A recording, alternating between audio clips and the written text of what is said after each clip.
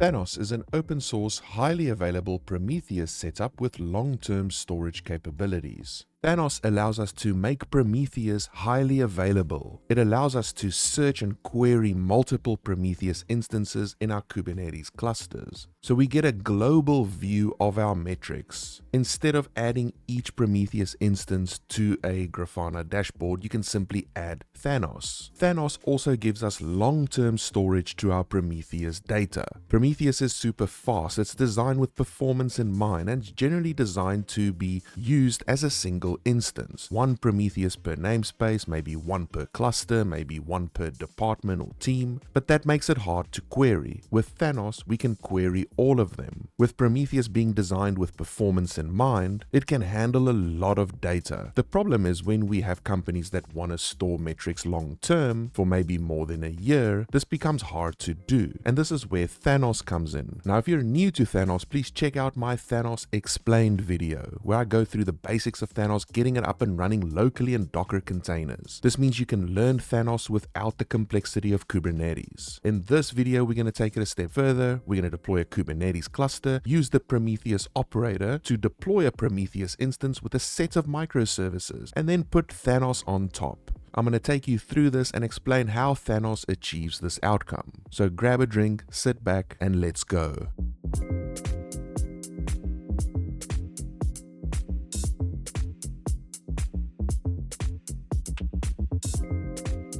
Now, to get a Kubernetes cluster up and running, I'm just going to use kind. I'm going to say kind create cluster, and at the time of this video, I'm using Kubernetes 1.33, and I pass a config YAML, which is a simple kind cluster with one control plane node and 3 worker nodes. I go ahead and run this, and this will set up a 1.33 Kubernetes cluster that we can use for testing. Now, as we have a Kubernetes cluster, we're going to use the Prometheus operator to deploy Prometheus instances, and we'll use that Prometheus instance to scrape our microservices. This will give us a great sandbox for testing. If you're new to Prometheus, check out my Prometheus operator video to learn more about managing and deploying Prometheus instances on top of Kubernetes. And now my cluster is up and running, ready to go. I can do kubectl get nodes, and we have a cluster up and running. Next up, I want to go ahead and deploy kubeprometheus stack, which allows us to run the Prometheus operator and all the clustering monitoring components that we'll need. So I'll add the Prometheus community Helm repo. I'm going to use an environment variable to hold the chart version I want to deploy, and then I'm going to go ahead and say Helm install, and I'm going to install the kubeprometheus stack, the version I want, and I'm going to deploy all of this in a monitoring namespace with a values file with some of the default values for this Helm chart. In my Prometheus operator video, I go through this Helm chart in more detail. Go ahead and run that, and that'll install. This may take a couple of seconds. We're just going to hang in here until it's done. And there we go. Our Helm chart is now deployed. We can check the monitoring namespace by running kubectl get pods, and we can see now we have Grafana, kubestate metrics, node exporter. We have a default Prometheus instance for monitoring our entire cluster, plus the Prometheus operator that we'll use in this guide. This will give us access to the kind Prometheus YAML, so we can deploy a Prometheus instance, as well as the service monitor, so we can set up microservices to scrape. In all our videos on Prometheus, we've taken a look at some example microservices. I have a Go application, I have a Python application, I have a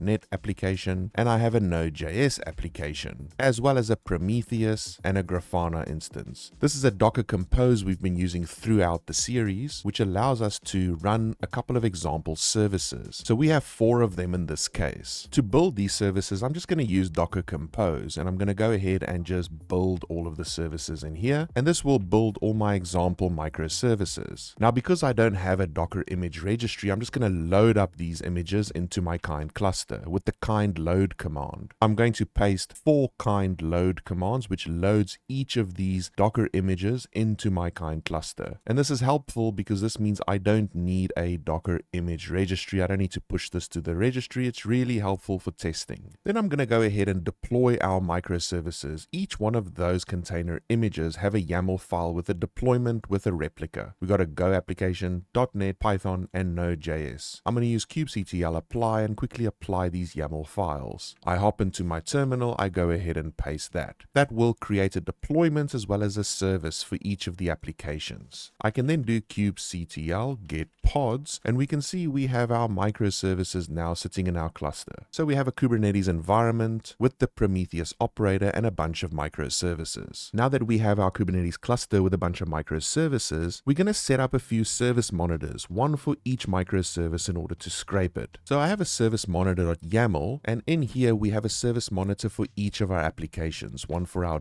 .NET app, and this will target, using a selector, it'll target the Kubernetes service that we've just deployed for the .NET app. And if I collapse this, we have one for Go. So we have a service monitor called Go application, which targets the Kubernetes service of the Go app. And if I scroll down, we have a similar one for the Node.js application and the last one for the Python application. So I jump into the terminal and I quickly apply those service monitors. And with the service monitors deployed, we're now ready to deploy a Prometheus instance which can go and scrape those service monitors. In this demo, because we want to showcase Thanos is really good at querying multiple Prometheus instances. So what I'm going to do is I'm going to use 2 manually created Prometheus shards. One Prometheus will scrape 2 of our services and the other Prometheus will scrape the other 2. This will give us a sandbox where we have multiple Prometheus instances that we want to query using Thanos. Now in our Thanos video, we've talked about how Thanos achieves long-term storage. Prometheus is great at querying and performance because it stores a lot of the metrics in memory and it offsets some to disk. The problem is the more you store, the longer your retention, the more Prometheus performance will degrade. This is where Thanos comes in, and Thanos will offload all of this metrics to an S3 compatible S3 bucket. So you can either use AWS S3, you could use an Azure Blob storage. There is support for different types of storage. In this demo, we'll use an S3 compatible storage called Minio. Just for demo purposes, I'll set up a single pod with Minio and we'll have Thanos store the data there. So Thanos will allow us to offload all of this metrics from Prometheus instances into S3. There are some Thanos components that will help us compact the data to enhance the storage capability and also improve performance for querying. And then there is a separate Thanos component that is used to query the data in S3. So in my Thanos Explain video, I ran a local Docker instance for Minio. In this video, I will be using the same Minio Docker instance, but I'll migrate it to Kubernetes. So I've got a simple minio.yaml file. This will create a small persistent volume just in case our pod restarts. We'll have a deployment just with a single pod, a service to expose our Minio service so Thanos can talk to it, and then I created this job.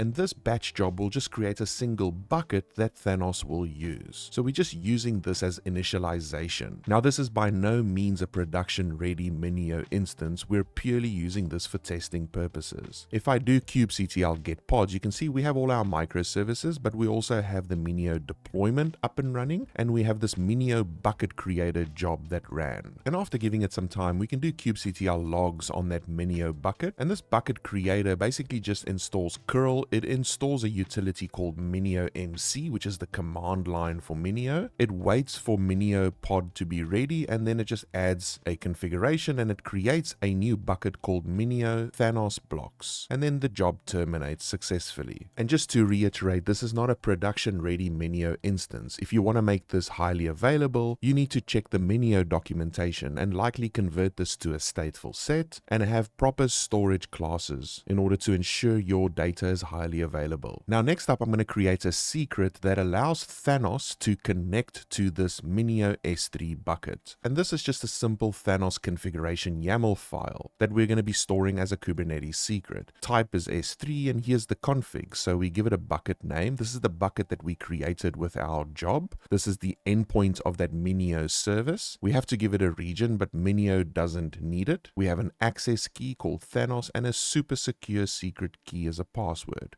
We also put insecure as true because we don't have HTTPS enabled on this test Minio instance. And this is a configuration that our Thanos sidecars will use when exporting data from Prometheus instances into the actual S3 bucket. So now with S3 ready, our Thanos sidecars can go ahead and upload Prometheus query data from the time series database into this S3 bucket. So we're going to need to deploy our two Prometheus instances. I'm going to use two manually created instances, and these could be any instances that you have. It could be one instance per namespace that you want to consolidate under Thanos. It can be one per department, one per set of microservices, however you want to set this up. In our Thanos explained video, we learned about the Thanos sidecars. Now, the Prometheus operator makes it easy to enable sidecars for Thanos within a Prometheus instance, so we don't have to spend time manually creating more pods. To deploy the Prometheus instances, we're just going to need a service account with the RBAC, so this allows us to create a service account with the role-based access that allows each Prometheus instances to scrape service monitors. And to showcase Thanos, we'll take a closer look at each of our Prometheus YAML files. I have Prometheus 0 and I have Prometheus 1. These are basically just the two manual shards that I created in our Kubernetes sharding guide for Prometheus. So the way I have this set up is I have kind Prometheus. Its name is Prometheus 0. It has some very basic settings. It's one replica. Now the cool thing is with Thanos, I can reduce my retention from 30 days to something like 2 days because Thanos will now be my long-term storage. So this reduces the stress on the Prometheus instance. Then the next part is important. If you know how to work with Prometheus and you've watched our videos, you will know how to tell Prometheus what service monitors to scrape. I'm going to tell it I want to scrape all the service monitors targeting in the default namespace because everything I do in this demo is in the default namespace. But this specific instance, I wanted to only select service monitors where the label is Prometheus shard and it has the value Prometheus 0.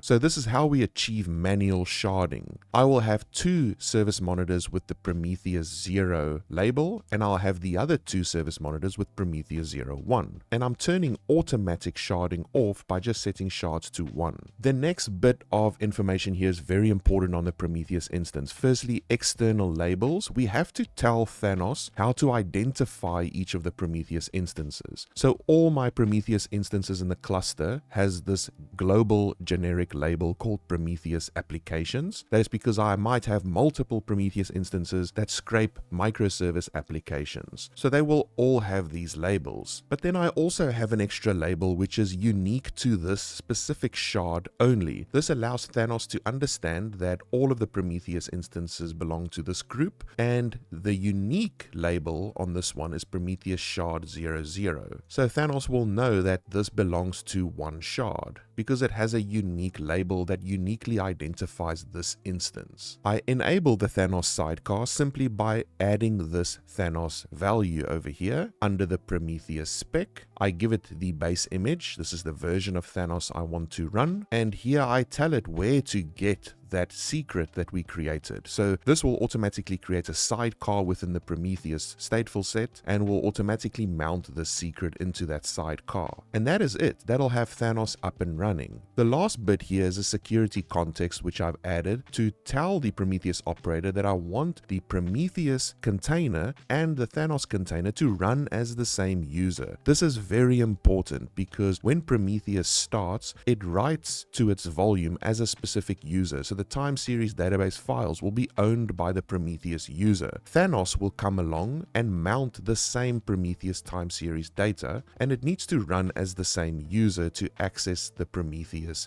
time series database files. So this makes it easy so that the Thanos container and the Prometheus container can access the same data. So that is a mouthful, but that is our Prometheus instance in a single Prometheus YAML file. Then we can go and take a look at the second one. Now, the second one is exactly the same as the first one. The only thing that's different is the name and some labels. So in this one is kind Prometheus 01 instead of 00. Replicas 1, the retention is optimized. All this other stuff is the same. The difference here is that the service monitor selector will specifically select the Prometheus 01 shard, we turn automatic sharding off, and here we provide the external labels. This is the same as the other instance, but this one is unique to this instance. This is again very important for Thanos. And then the same Thanos sidecar is enabled here with the same secret being used, with the security context which allows Thanos and Prometheus container to run as the same user. So that is how we set up the Thanos sidecar and get it going. You can now see the similarities between this and the Docker Compose setup where we manually set up a sidecar in a previous video. And now you can see how the Prometheus operator automates all of this. So hopefully that starts to make more sense. So now I can go ahead and deploy these two Prometheus instances using kubectl apply. Go ahead, copy that, jump to my terminal, paste that. That'll create two Prometheus instances. We can do kubectl get Prometheus, and we can see we have two of them created. These are two manual shards. We do kubectl get pods. We'll now see extra pods coming. And now if you've paid attention to the previous sharding video, you would have noticed that there was only two containers in a pod. Now there are three containers. One is the config reload for Prometheus. The other one is the Prometheus container itself. And the third one is the actual Thanos sidecar. And you give this some time, you'll see that all three containers would now be up and running in that pod. You can do kubectl logs on these pods, and you'll see that you'll get the logs for the Prometheus instance. You can do kubectl describe pod, and then you will actually be able to see the containers inside of the pod as well. So you'll see there's this sidecar container. You can copy its name, and you can see here that it has some of the same values we had in Docker Compose earlier. So it's good to have a look at this and the similarities between this and the previous video to understand how the Prometheus operator automates all of this for us. I can then do kubectl logs, but this time I can say -c and get the logs of the Thanos sidecar container. And you can see that it's all good to go. Now just to go ahead and verify, we can connect to each of these Prometheus instances and check their scrape targets, just to see if everything is working. To do that, we can simply run the port forward command on each of these pods. So I can port forward to the first one, and I can port forward to the second. Then I can go to localhost port 9090, click on the status dropdown and target health, and you should see two targets. On the first one, we got .NET and we've got the Go application. We can change the port to 9091 to get to the second instance, and we can see on the second instance we have Node.js and Python. So our Prometheus instances are all good. We have our two shards ready to go. And both these shards should be sending data to the Minio S3 bucket now.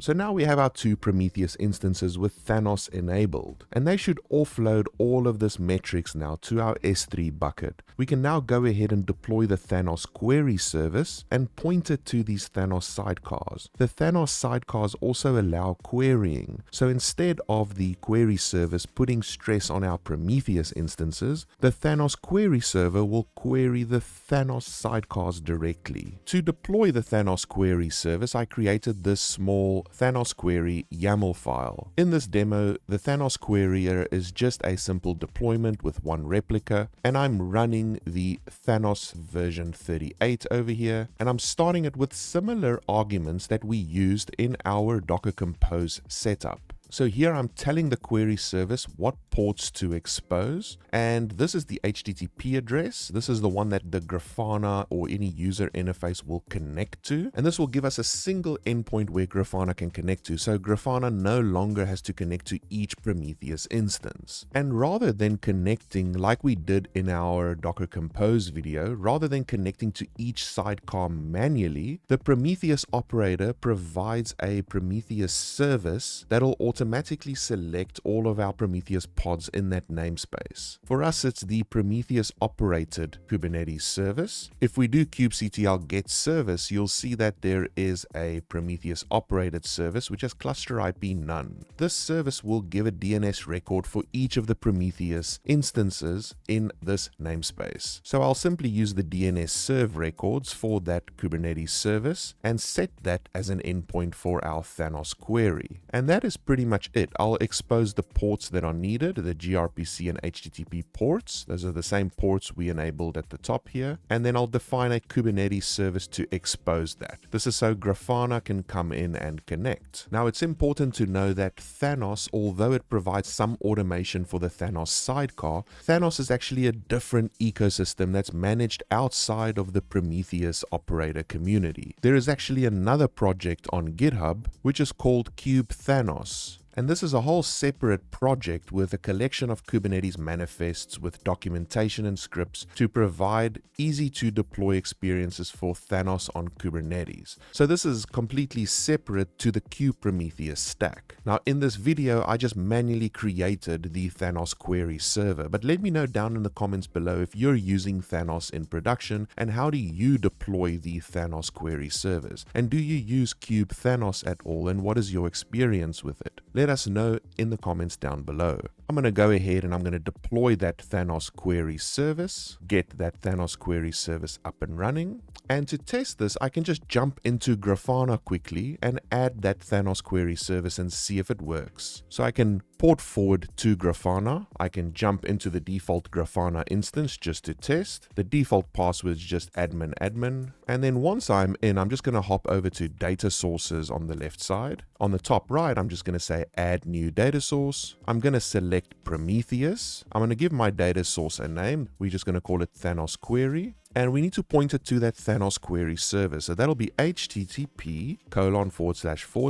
This is going to be Thanos-query.default, because it's in the default namespace, .svc.cluster.local. And the port number will be 19090. Then we want to head down all the way to the bottom, click on save and test. And as we can see, that's successful. Then we can head back to the top here and say explore data. Now, if we type in metrics and we search for something like .NET, we can see all our .NET metrics are there. We can search for Node.js, all the Node.js metrics are there. We can search for Python, all the Python metrics are there. And we can search for Go. All the Go metrics are there. So we can see that our Thanos query instance is working. It's connecting to our Thanos sidecars automatically, which is getting the data from S3. Now, if you want to follow along with this guide, you'll find all of the source code in the description down below. This will take you to our GitHub repo. And in the GitHub repo, you'll find a monitoring folder with a Prometheus folder. And all the guides we do are in this folder. And this guide specifically is under Kubernetes Thanos. If you look in the Kubernetes Thanos folder, you'll find a README file. And this is our Thanos in Kubernetes guide. For this, it'll take you through our link for Kubernetes monitoring, where you deploy the Prometheus operator, how to deploy these example applications we loaded using Docker Compose and Kind, how to get the microservices up and running, the service monitors, the S3 for Thanos, the secret, the Prometheus instances, the Thanos query service, and testing in Grafana.